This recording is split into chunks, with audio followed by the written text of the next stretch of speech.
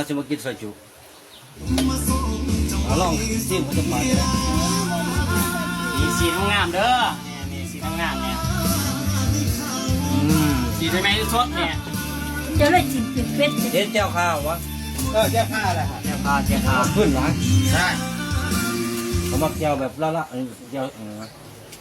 เจียวไทยก็ใส่ลายบ่ก็บ่ไอ้ข้าวลายมันขึ้นมันกินบ่ได้ละจับได้ดู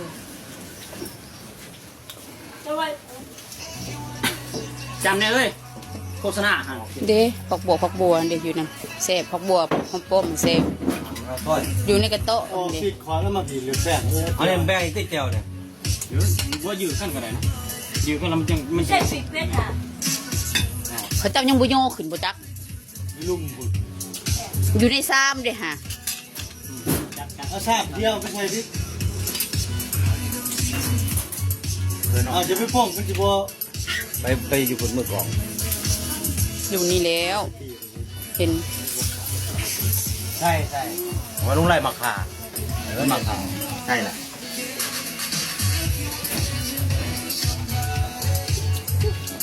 แล้วข้าวใดผัดตะวัน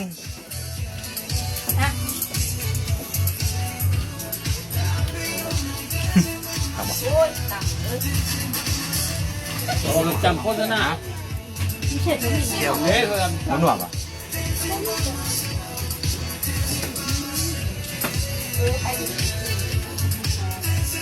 ใครเขาจะผ่าเพิ่นจะเข้าข้าว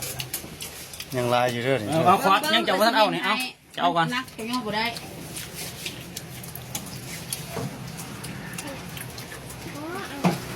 เย็นเจ้าจะเทียมกินเลยก็ได้กิน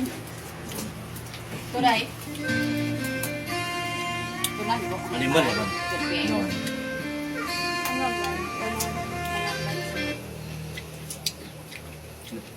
เอาหมดได้กินไม่เล่นในของโอ้ยเอาของตะเกียบมาบ่พักเยอะเลยเนี่ยจำได้ขึ้นกล้าว่องเขาแล้วแกซอยดิก่อนซอยครับช่วยอย่างนั้นแหละเขาก้านบ่ไอ้เขาก้านก็พักอยู่แล้วตามเลย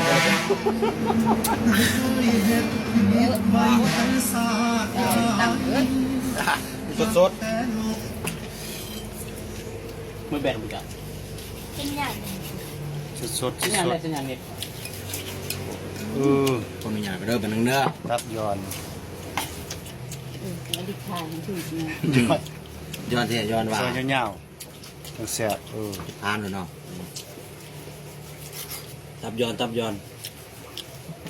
ตับเนี่ยเขาเป็นหลังมันจะ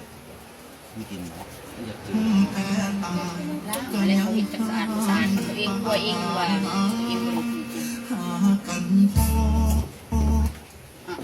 อันนี้เยอะอ่อนเนี่ยมันขนาดน้ำมันใกล้จังตู้เขาใจบอกเครื่องมันกี่ได้อยู่สักไป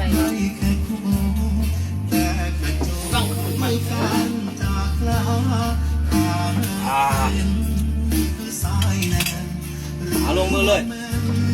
ลงมือเอาตีพอดีโยมอันนี้ปัดมาเพียเด้จะมากินบอกไอ้ขู่อะแม่นบอกมาเดี๋ยวเลยเนี่ยไอ้คิดมือไทยพวกมือไทยเด็กของมีหอมบัวหอมปนเด้อยู่กับโต๊ะหอมปนเป็นเส้นบ่สมกับว่าอุตสาหะพอคือบ่เคยสมปรารถนาผู้บ่อยสอนในผู้กันผักบอตัวลายไปได้หรอกด้วยความเจ็บกินข้าวด้วยน้ำตาเกือบบวกกันวันนึงใจผู้ขาดได้เด้อจากสาร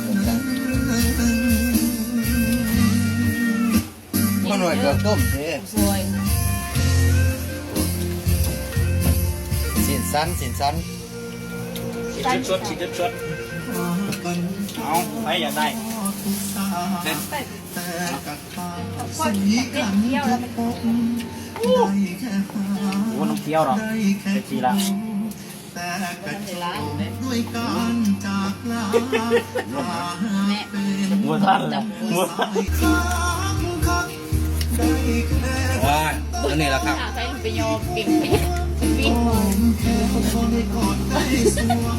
เหมาะสมกับว่าอุตสาหะ กินดิบซอยมีแต่ซอย ซอยเดี๋ยวกิน เออ แกข้าวบุกเศร้านี่ดิ ไง เอา แกข้าวเด้อนี่เด้อย กสิ ห่วยสองช้อน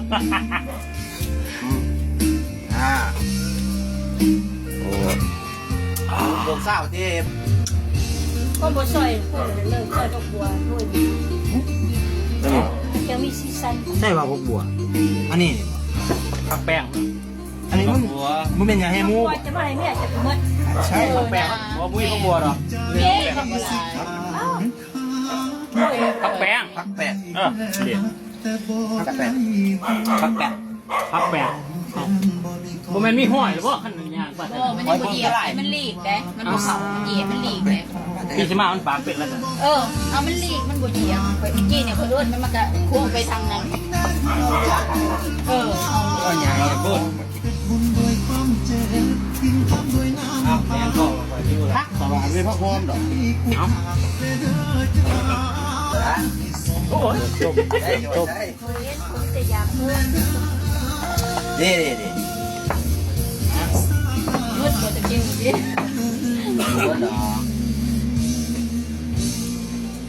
พลังกายเมื่อยเนี่ยจนพลังมี นี่ ยัง เกือกต้มเกือกต้ม เดี๋ยวกินในเขียบกินผมคือเขากิน เขากินสิบตัวเสีย จะกินเลยก็เข้าดอก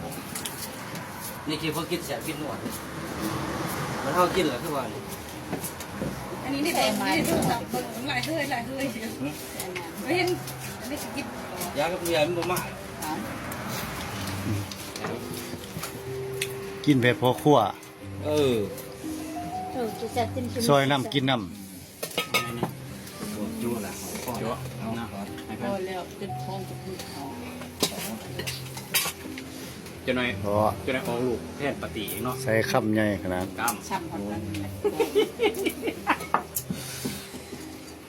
เอาท้าย เอาบ่จองหนึงพอ เรากินเหล้า แดดสด ชดเบิ้งหาคำใหญ่ๆนะ กัดแก้วไทยมันบ่อื่นขา พูดซองหมอคือ มันสดแบบว่ามันเหนียวใส่เข้าไปละลาย เขามักได้นะ รัดใส่แจว แค่อีก เย็บแบบยาแห้งดีวะเออทันตะวะเออ